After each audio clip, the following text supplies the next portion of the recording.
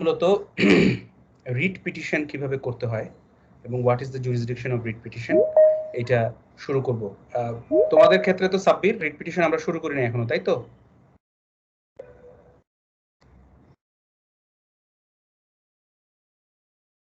সাব্বির, তোমাদের কি writ petition শুরু করেছি 46 এর? No sir. Thank you.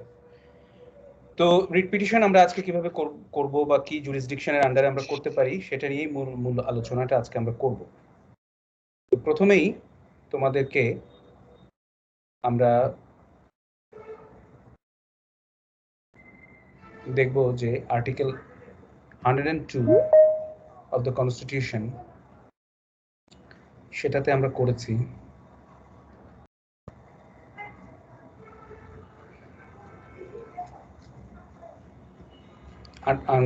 আমাদের কনস্টিটিউশনের আর্টিকেল 102 তে আমরা মূলত রিট পিটিশনটা ফাইল করে থাকি। তোমাদের কনস্টিটিউশনাল ল তো পড়া হয়ে গেছে, তাই তো? জি স্যার। জি স্যার। Very good.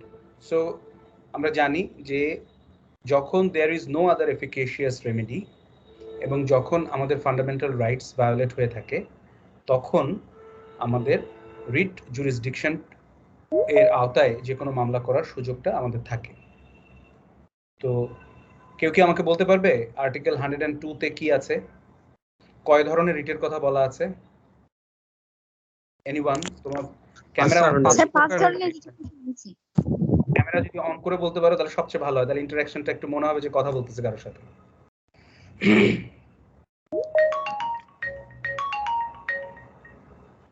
স্যার পাঁচটা কি কি বলো? Writ of mandamus, writ of habeas corpus. কোনটা কি ধরনের রিট?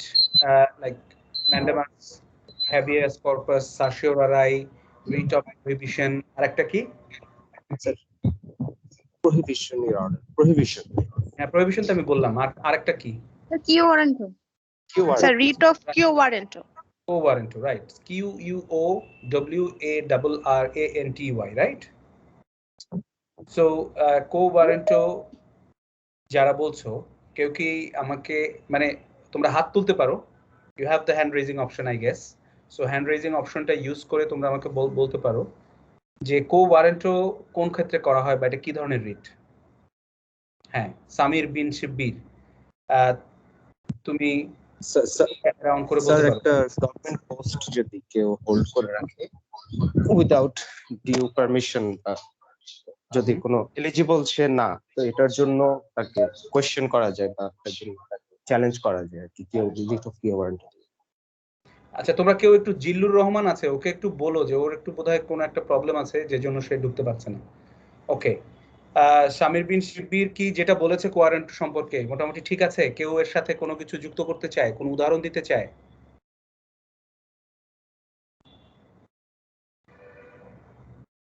আছে কেউ কোনো উদাহরণ দেবে? অয়ন আছে? অয়ন?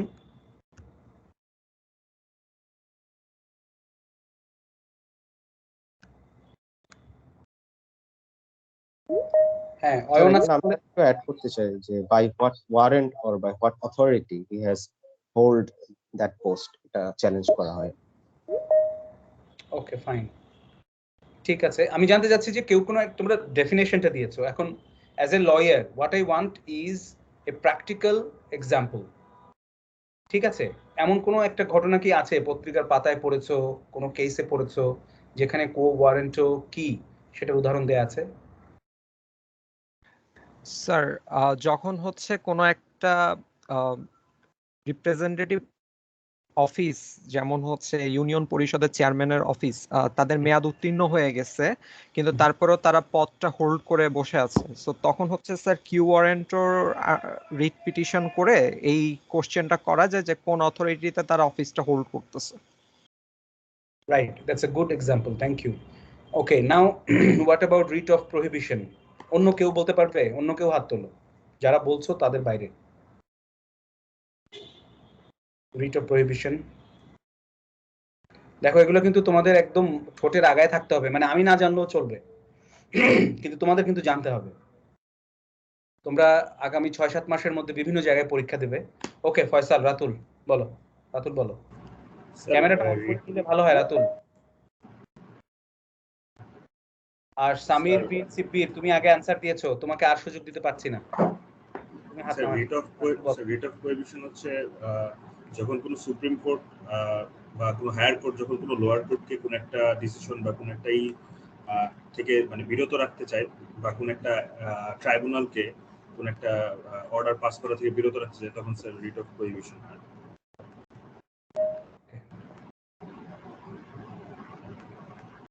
ঠিক আছে, আর তারপরে এটার কোনো উদাহরণ দিতে পারবে রাতুল? স্যার উদাহরণ রিয়েল লাইফ উদাহরণ স্যার মনে পড়ছে না। স্যার আমি একটা উদাহরণ দিতে পারি।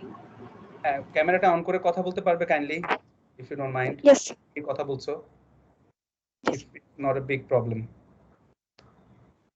Yes sir. Sir writ of প্রহিবিশনের একটা উদাহরণ এরকম হতে পারে যে কোর্টে রিট করা হলো বা কোনো পাবলিক অফিস কোনো কনস্ট্রাকশন করছে, যেটা আমরা চিটাগাং এ পসিবলি দেখছিলাম, তখন কোর্ট সেটাকে স্টপ করতে পারে, প্রহিবিট করতে পারে যে এই কাজটা বন্ধ রাখা হোক। Good, very good, very good. Okay, next, certiorari, certiorari or certiorari, yeah. কেউ বলবে what is that? এই তোমরা যারা হাত তুলেছো হাত নামায় ফেলো প্লিজ, নিজের উদ্যোগে। ওকে, আর certiorari নিয়ে কেউ বলবে? জি স্যার। হ্যাঁ প্লিজ বলো। স্যার হায়ার কোর্ট হচ্ছে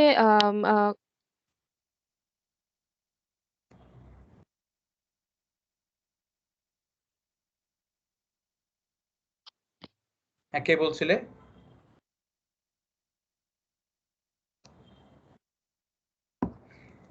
হয়তো বা লাইনটা কেটে গেছে বা ফোন এসছে, কিছু একটা হবে আর কি। অন্য কেউ?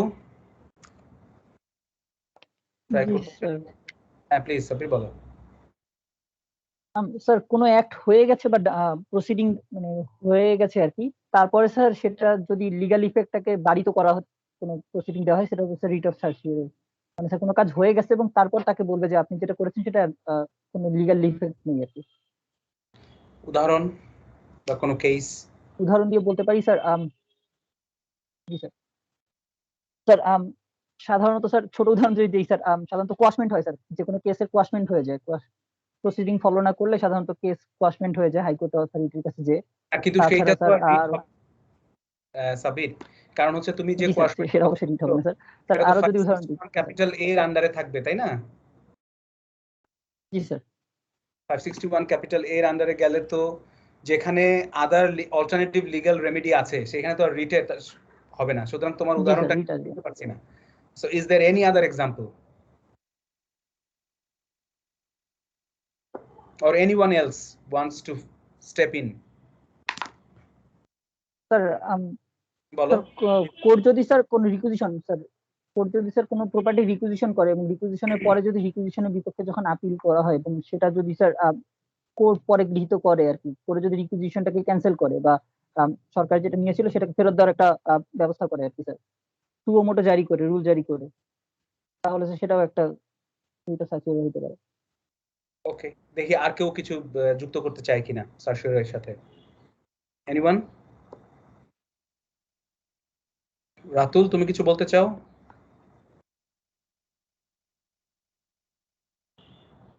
আচ্ছা, কেউ কি বলবে যে ম্যান্ডামাসটা কি তাহলে? ওর যেটা সার্টিওরি। স্যার ম্যান্ডামাস হচ্ছে to compel someone to do something what he is authorized to do by law.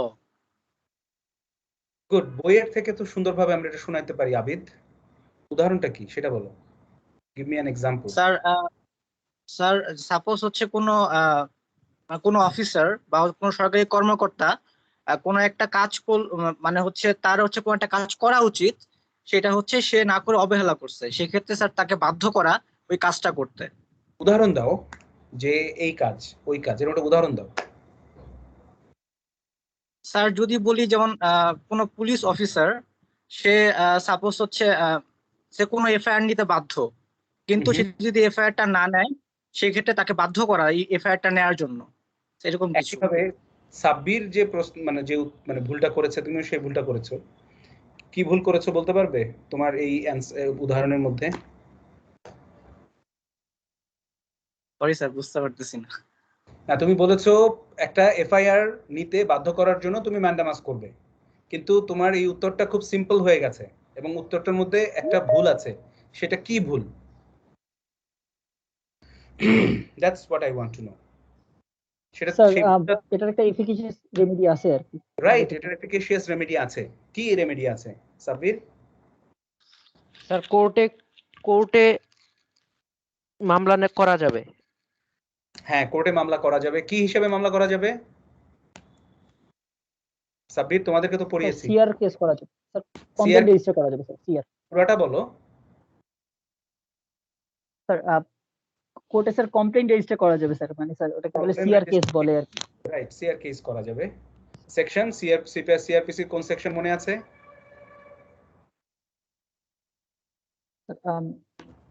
Currently sir মনে পড়ছে না স্যার, একটু এগুলো মনে রাখতে হবে সব একদম।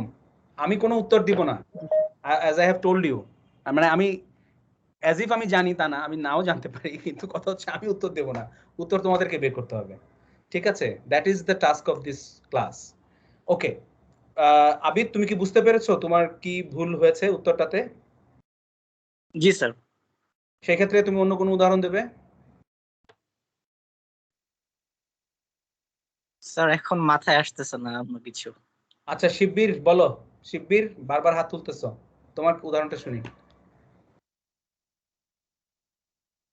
স্যার আমি হ্যান্ড রেজ করেছিলাম, তো নামিয়ে ফেলেছি, বাট সামহাউ দেখাচ্ছে না। আচ্ছা ওকে, অন্য কেউ কোনো উদাহরণ দেবে? ম্যান্ডামাসে তুমি দেবে শিববীর? না স্যার, আমি কনফিডেন্ট ফিল করছি না। কনফিডেন্ট ফিল করছো না? আচ্ছা ঠিক আছে, অন্য ফর এক্সাম্পল আমরা এই যে বাসের অ্যাক্সিডেন্ট করার কারণে সোহাগের হাত কেটে গেল, রাইট? তারপরে যে ক্ষতিপূরণটা যে চাওয়ার একটা নির্দেশনা দেওয়া হলো আর কি, সরকার কি দেওয়া হলো যাতে ক্ষতিপূরণটার ফ্যাসিলিটেট করে দেয়, সেইটাকে কি আমরা বলতে পারবো মান্ডামাস?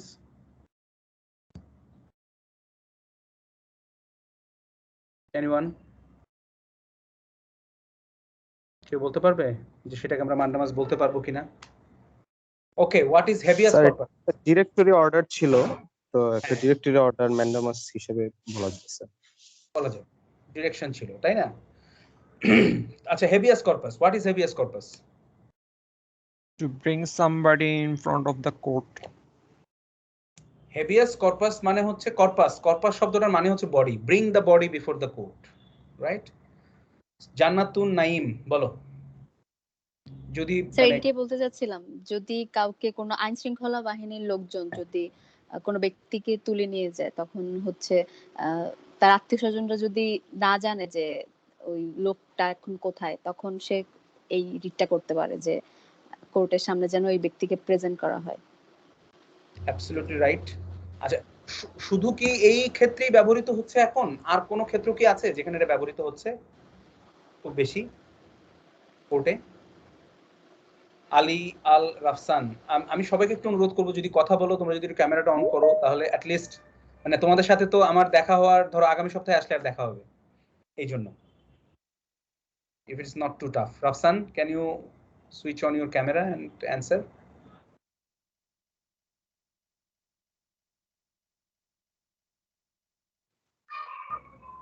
Yes, Rafsan, কি বলতে চাচ্ছিলে বাবা, বলো। স্যার এটা কোর্টে যদি কোনো সাক্ষীকে আনতে হয়, বা স্যার কোর্টে এভিডেন্স হিসেবে যদি কাউকে উপস্থিত করার প্রয়োজন হয়, সেই ক্ষেত্রেও এই হ্যাবিয়াস কর্পাস নীতিটার মাধ্যমে আমরা সাক্ষীকে কোর্টে আনার জন্য বারিত করতে পারি। ওকে, আর একটা জিনিসে খুব বেশি ইউজ হচ্ছে ইদানিং দেখা যাচ্ছে যে এই যে বাবা মা হয়তো ছেলেকে নিয়ে নিজেদের সমস্যার কারণে ছেলে বা মেয়েকে নিয়ে চলে যাচ্ছে, তখন কোর্ট থেকে একটা নির্দেশনা দেওয়া হচ্ছে লোকাল পুলিশ স্টেশনকে, যে যাতে to produce the body of the মানে children before the court. So সেখানেও প্রচুর পরিমাণে ব্যবহৃত হচ্ছে হেভিয়াস কর্পাস। ওকে, হেভিয়াস কর্পাসের একটা অল্টারনেটিভ ফোরাম আছে সিআরপিসিতে, কেউ জানে সেটা কোন সেকশনের আন্ডারে? সিআরপিসি তেও একটা হেভিয়াস কর্পাস আছে, কোন সেকশন? 491 স্যার সামন জারি করা 491 এ সরাসরি হেভিয়াস কর্পাসের সুযোগ আছে, ঠিক আছে? ওকে, জানাতুল নাইম তুমি কিছু অ্যাড করতে চাও? তুমি হাত তুলে রেখেছো এখনো। আমি হ্যান্ড ডাউন করছি কিন্তু এটা এখন দেখাচ্ছে। আচ্ছা ঠিক আছে, ওকে। সো আমরা মোটামুটি 5টা রিট সম্পর্কে আমরা জানলাম যে এই 5টা রিট আমার আর্টিকেল 102 তে রয়েছে। আচ্ছা, রিটে প্রথম সেকেন্ড তারপরে কোশ্চেন হচ্ছে রিট মামলাতে বাদী কে হবে? Who are the petitioners according to article 102? Sir, any person aggrieved. Any person aggrieved. Any person aggrieved, right? G sir. তাহলে পার্সন শব্দটার মধ্যে কি কি আসতেছে? Sir citizen. আর কার আসতেছে? Legal person. যে কোনো অর্গানাইজেশন বা কোম্পানিও আসতে পারে। লিগ্যাল পারসন কি তাদের করতে পারবে? লিগ্যাল পারসন তার যেমন AB company limited, right? So AB company limited সে কি তার নিজের নামে রিট করতে পারবে, নাকি তাকে এইভাবে আসতে হবে যে mister x as the chairman of AB Company Limited?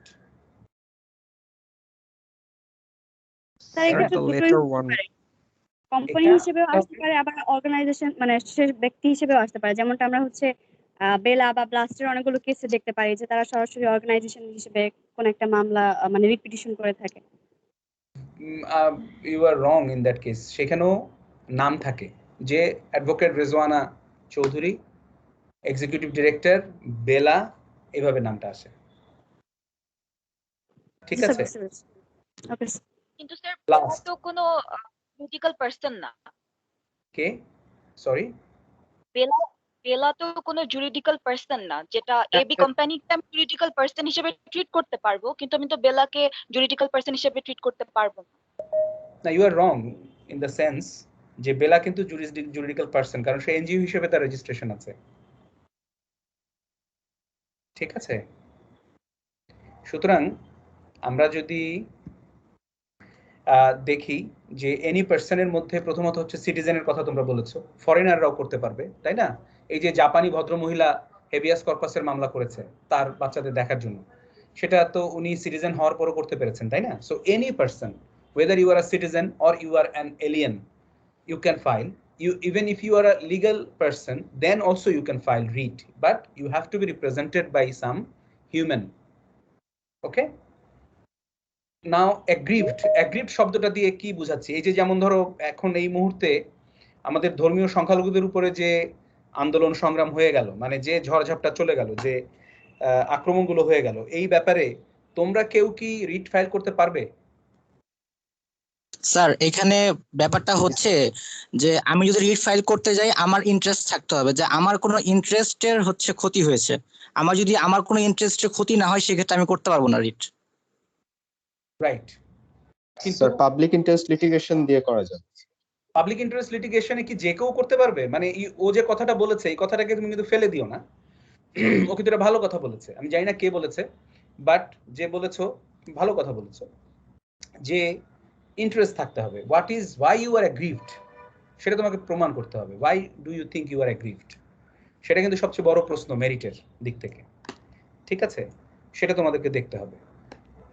হ্যাঁ, যে ঘটনা সারা বাংলাদেশের সমগ্র জনগোষ্ঠীকে আক্রান্ত করবে, যেমন এই যে ঘটনাটা ঘটেছে, এই হিন্দুদের পূজা মণ্ডপগুলোতে আক্রমণ, হিন্দুদের বাড়িঘর দোকানপাটে আক্রমণের যে ঘটনাগুলো ঘটেছে, সেখানে কিন্তু অবশ্যই সারা বাংলাদেশের সব মানুষের বিবেককেই নাড়া দেওয়া উচিত, সবাই সমানভাবে এফেক্টেড হওয়া উচিত। যদি সেটা সমানভাবে এফেক্টেড হয়, এই ধরনের ঘটনার ক্ষেত্রে যে কেউই মামলা করতে পারার কথা, ঠিক আছে?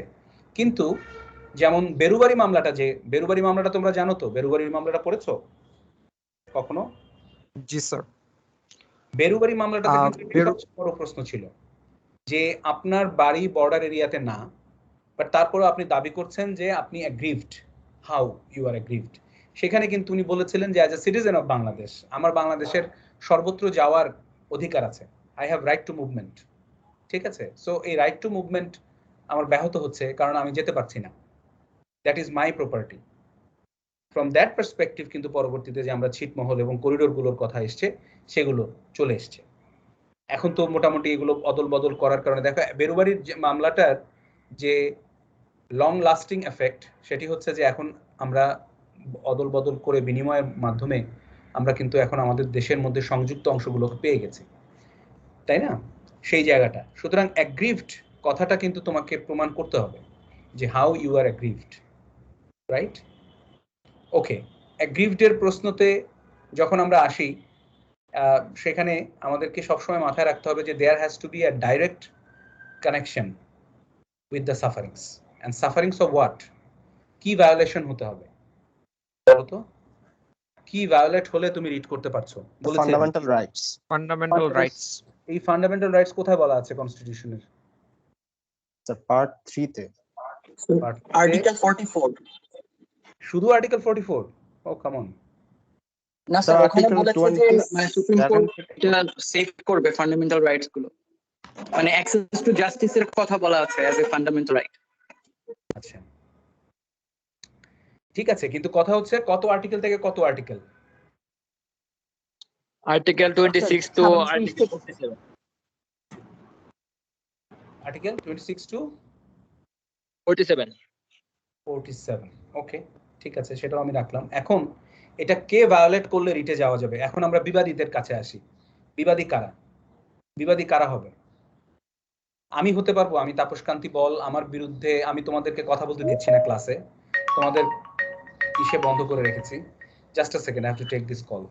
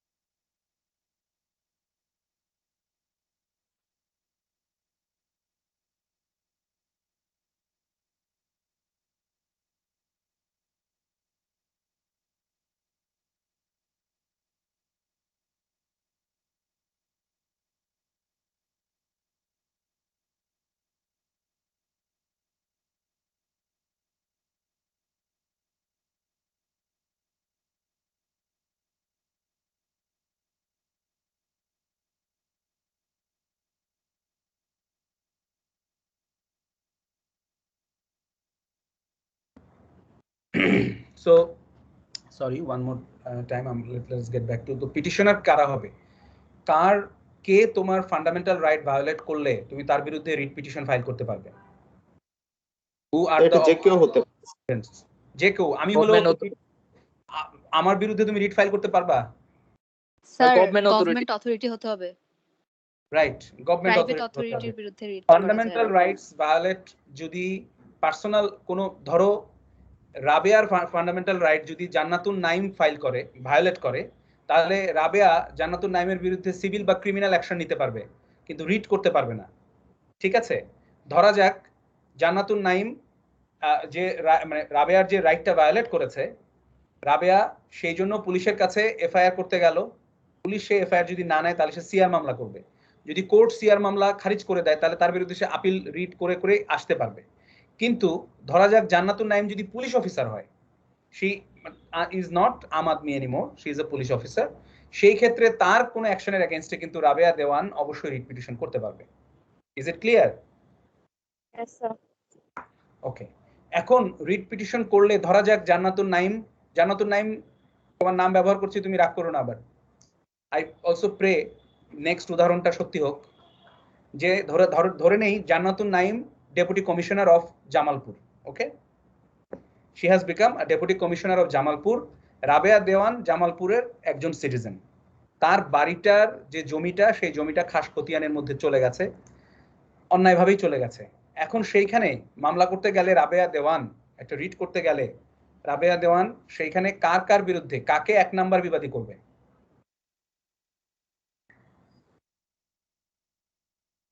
স্যার ডেপুটি কমিশনারকে। ডেপুটি কমিশনারকে 1 নাম্বার বিবাদী করবে, ওকে। আমি ধরে নিলাম যে ডেপুটি কমিশনারকে 1 নাম্বার বিবাদী করবে, কিন্তু এখানে কি রাইট ভায়োলেট হয়েছে Rabeya দেওয়ানের?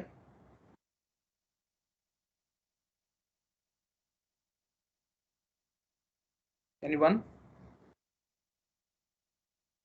Right to property. Right to property, right to property হলে কোন মিনিস্ট্রি রাইট টু প্রপার্টিকে অ্যাট্রাক্ট করবে basically? Ministry of land. Sir ministry of land আসবে। Right, ministry of land. তাহলে 1 নাম্বার বিবাদী আমরা কাকে করব?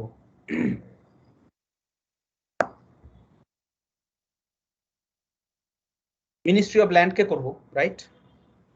অথবা তুমি যদি আরো ভালোভাবে চিন্তা করো, বেসিক্যালি এই রাইটটা রক্ষা করার দায়িত্ব কার? বাংলাদেশের, রাইট? বাংলাদেশ রাষ্ট্রের দায়িত্ব তোমার এই অধিকারকে রক্ষা করার। জি sir. Am I right? Yes sir. সেই দায়িত্বটা পালন করছে হচ্ছে কে? Ministry of land. তো মিনিস্ট্রি অফ ল্যান্ডের পক্ষে আমি কাকে করব? স্যার ডিরেক্টরকে। কাকে? স্যার উপজেলা পর্যায়ে এসি ল্যান্ড আছে। উপজেলা পর্যায়ের কথা তো বলছি না রে বাবা, সর্বোচ্চ লোকের কথা বলছি আমি, ছোটখাটো নিয়ে চিন্তা করতে চাচ্ছি না। Director general. মিনিস্ট্রি অফ, তোমাদের এই যে কয়টা নাম বলছো এই কয়টার নাম আমি নিয়ে বিসিএস পরীক্ষার সময় ভাইবা বোর্ডের নাম পাঠিয়ে দিব, যে এরা জানে না যে একটা মিনিস্ট্রির হেড কে। জি জি। Minister of land. হ্যাঁ, মিনিস্টার অফ ভূমি মন্ত্রী। Sir secretary. কিন্তু ভূমি মন্ত্রী কি সরকারের মানে চাকর? ভূমি মন্ত্রী সচিব sir. Secretary of ministry of land sir. Right, এই কথাটা এতক্ষণ লাগলো মাথায় আসতে। সো 1 নাম্বার রেসপন্ডেন্ট হবে হচ্ছে সেক্রেটারি। প্রথমে লিখতে হবে যে ভার্সাসের পরে লিখতে হবে যে প্রথমে লিখতে হবে people's republic of Bangladesh represented by secretary ministry of land. এটা হচ্ছে 1 নাম্বার। 2 নাম্বার কে হবে? ডেপুটি কমিশনার হবে। 3 নাম্বার কে হবে? এডিসি। 4 নাম্বার হবে টিএনও। 5 নাম্বার হবে এসি ল্যান্ড।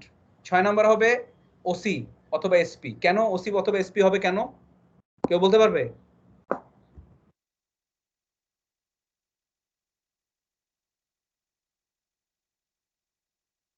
ওসি বা এসপি কে কেন আমি রেসপন্ডেন্ট করতে হবে আমাকে? স্যার এনফোর্স করার জন্য। এনফোর্স করার জন্য নাম্বার 1, আর নাম্বার 2 হচ্ছে এই জমিটা যদি দখল করতে আসে, কে দখল করতে আসবে? ডিসি আসবে দখল করতে? স্যার ওসিএসপি আসবে। রাইট, ওসিএসপি আসবে। এবং এটা নিয়ে যদি কোনো বিশৃঙ্খলা সৃষ্টি হয় তাহলে কারা ঠেকাবে? ওসিএসপি ঠেকাবে। সো ওসিএসপি কে ইটস আ মানে they are very concrete part of this whole framework, যে কাকে আমরা বিবাদী করব বা রেসপন্ডেন্ট করব। ঠিক আছে? Is it clear? Yes sir. Any questions so far?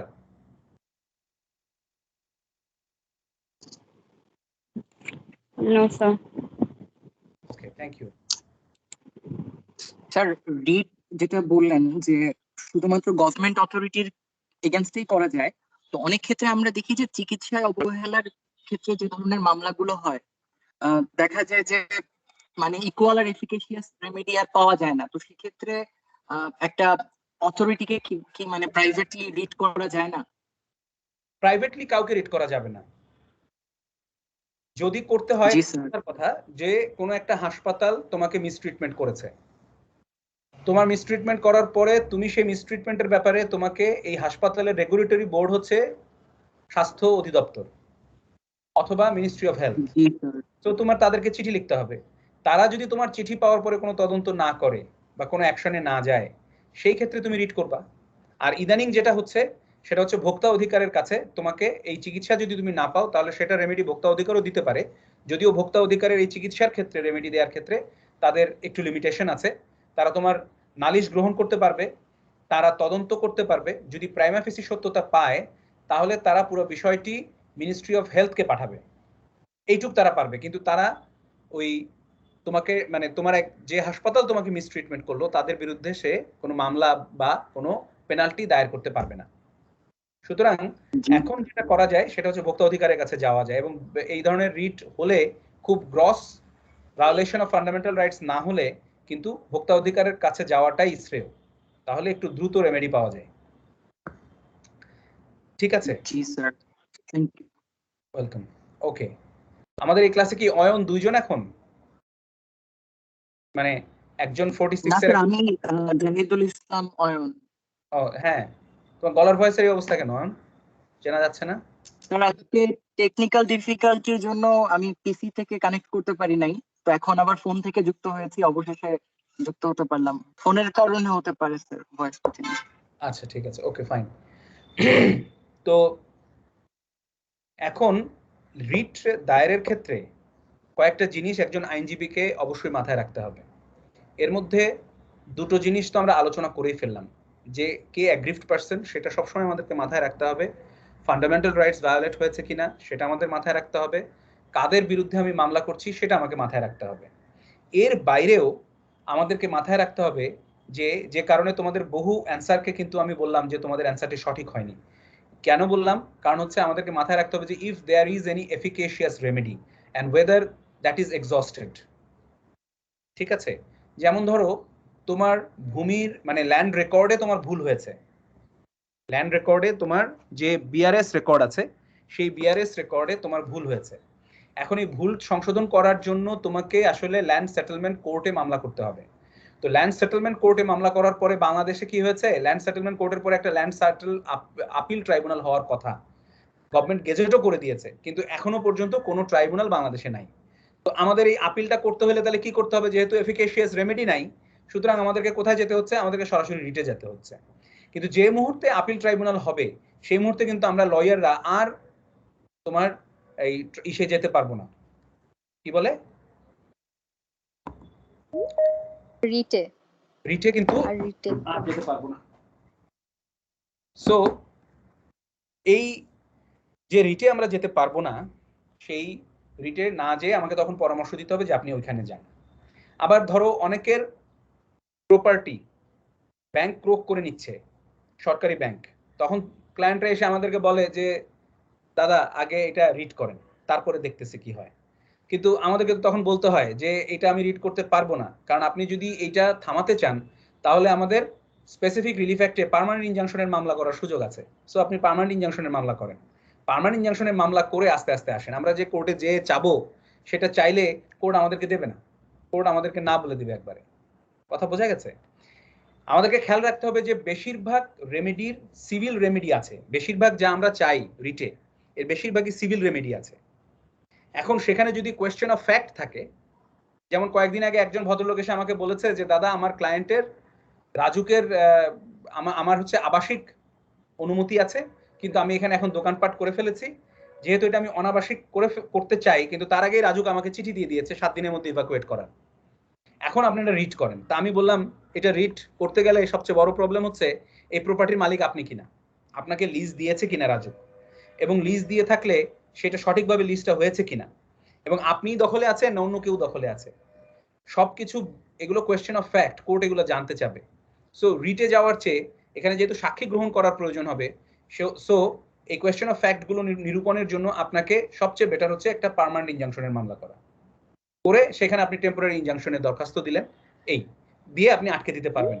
So তোমরা বুঝতেই পারছো যে প্রত্যেকটা রিটের কিন্তু একটা ডিক্লারেটরি সাইড আছে, তুমি একটা ডিক্লারেটরি স্যুট করতে পারো বা পার্মানেন্ট ইনজাংশন করতে পারো। এখন তোমাকে দেখতে হবে, তুলনা করে দেখতে হবে যে which one is efficacious alternative remedy। তোমার যদি কালকেই ভেঙে ফেলে তাহলে তো লোয়ার কোর্টে যেয়ে লাভ নাই, তাহলে you have to come for writ, এবং then you have to make strong argument for that.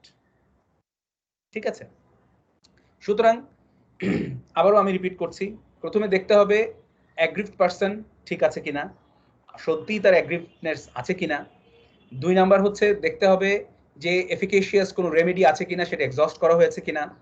3 number দেখতে হবে যে মেরিট আছে কিনা, সত্যি হিউম্যান রাইটস ভায়োলেট হয়েছে কিনা, ফান্ডামেন্টাল রাইটস ভায়োলেট হয়েছে কিনা। 4 নাম্বার দেখতে হবে যে কাকে আমরা পার্টি করছি। 5 নাম্বার দেখতে হবে যে কোয়েশ্চেন অফ ফ্যাক্ট আছে কিনা। যদি কোয়েশ্চেন অফ ফ্যাক্ট থাকে তাহলে কোয়েশ্চেন অফ ফ্যাক্ট থাকলে কিন্তু আমাদেরকে অবশ্যই we have to wait for the lower court verdict. We cannot go directly for writ if there is question of fact. Okay, এখন রিটের ক্ষেত্রে লিমিটেশনের কোনো ঝামেলা নাই, ঠিক আছে। লিমিটেশন যতদিন গ্যাপই হোক, যদি তুমি প্রমাণ করতে পারো কন্টিনিউয়াস এরর হচ্ছে, তাহলে 50-60 বছর আগের মামলাও মানে কজ অফ অ্যাকশনের ব্যাপারও তুমি রিড করতে পারবে। যেমন ধরো ঢাকেশ্বরী মন্দিরের মামলাটার কথা যদি আমি ধরি, ঢাকেশ্বরী মন্দিরের মামলায় দেখা যাচ্ছে যে পাকিস্তান আমলে ঢাকেশ্বরী মন্দিরের মামলা গভর্নমেন্ট অ্যাকোয়ার করে নিয়েছিল, এবং তখন আইন ছিল যে মন্দির, মসজিদ, গোরস্থান, শ্মশান এসবের কোনো জমি গভর্নমেন্ট অ্যাকোয়ার করতে পারবে না, not even if it is for public interest, not even for by paying compensation. So Pakistan আমলে সেটা নিয়েছে, নেয়ার পরে সেটা কিছু অংশ বুয়েটকে দিয়েছে, কিছু অংশ মন্দিরের হাতে রয়ে গেছে। এখন ধরো আমরা এই 2015 সালে এসে একটা রিট করেছি, সেখানে রিট করার স্বাভাবিকভাবেই এটা যদি আমরা সিপিসিতে যেতাম তাহলে তোমরা বলতে পারতে যে স্যার 3 বছরের মধ্যে যাওয়া উচিত ছিল, আপনি 3 বছরের মধ্যে যান নাই, আপনি এত 52 সালে 51 সালে সেই পাকিস্তান গভর্নমেন্ট এটাকে অ্যাকোয়ার করেছে, আপনি 2015 সালে গিয়েছেন, এতদিন পরে কিভাবে গেলেন বা কেন গেলেন। এখানে আমাদের যুক্তিটা হচ্ছে ইট ওয়াজ কন্টিনিউয়াস এরর, অর্থাৎ once a wrong always a wrong. 51 সালেই যে ভুলটা হয়েছে সেই ভুলটা তো আর শোধরানো হয়নি, তাই না? So it spiralled like that. সেই জন্য আমরা রিটটা করতে পেরেছি এবং রিটটা আমরা দাঁড় করাতে পেরেছি। ওকে, আমরা রিটের উপরে আজকে ক্লাসটা আমরা এতটুকুই রাখবো আলোচনাটা।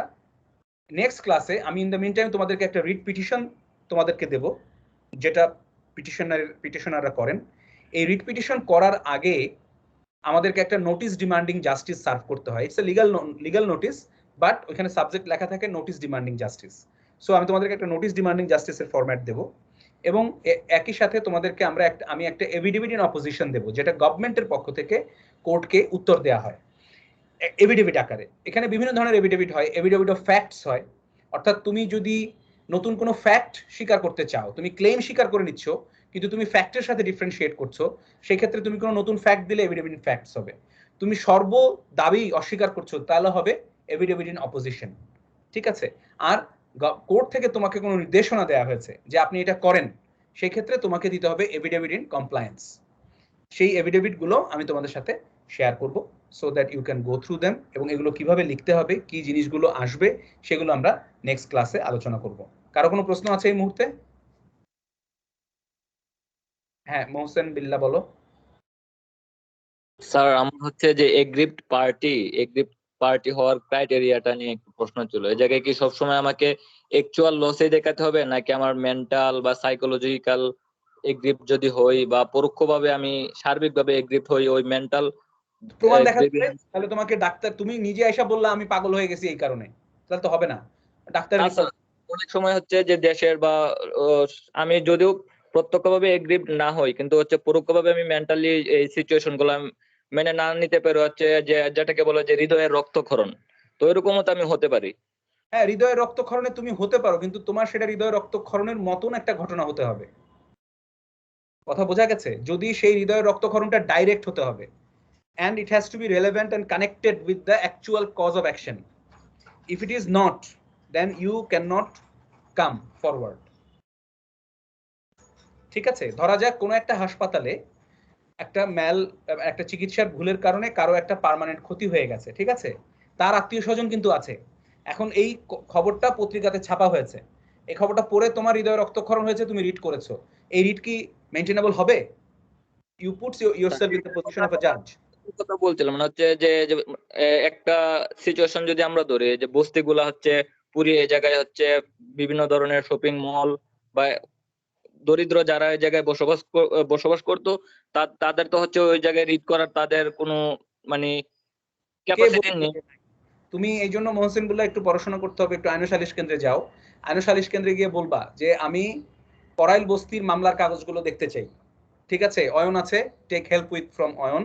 অয়ন যেহেতু এখানে নিয়মিত লেখে ওদের বুলেটিনে, সো অয়নকে নিয়ে করাইল বস্তির কাগজগুলো দেখবা। সেখানে দেখবা যে মামলাটা কিভাবে ফাইল করা হয়েছে। সেখানে 50 জন বস্তিবাসীও আছে, শুধুমাত্র ওই ব্লাস্ট এবং আইন সালিশ কেন্দ্র নাই, 50টা বস্তিবাসীও সেখানে আছে। সো তার মানে হচ্ছে রিয়েল ভিকটিমদেরকে থাকতে হবে। শুধু তোমার হৃদয় রক্তক্ষরণের কারণে তুমি ঝাঁপায় পড়ে করলা তাহলে হবে না। কথা বোঝা গেছে মহসেন? জি sir. Okay, thank you very much. If you don't have any questions, তোমাদের অনেকেই দেখবে যে চ্যাট বক্সের মধ্যেই এই ভিডিও রেকর্ডিংটা চলে আসবে, সেখান থেকে তোমরা নিতে পারবে। আর কারো যদি কোনো প্রশ্ন থাকে প্লিজ আমার ইমেল অ্যাড্রেস সাব্বিরের কাছে আছে, অয়নের কাছে আছে,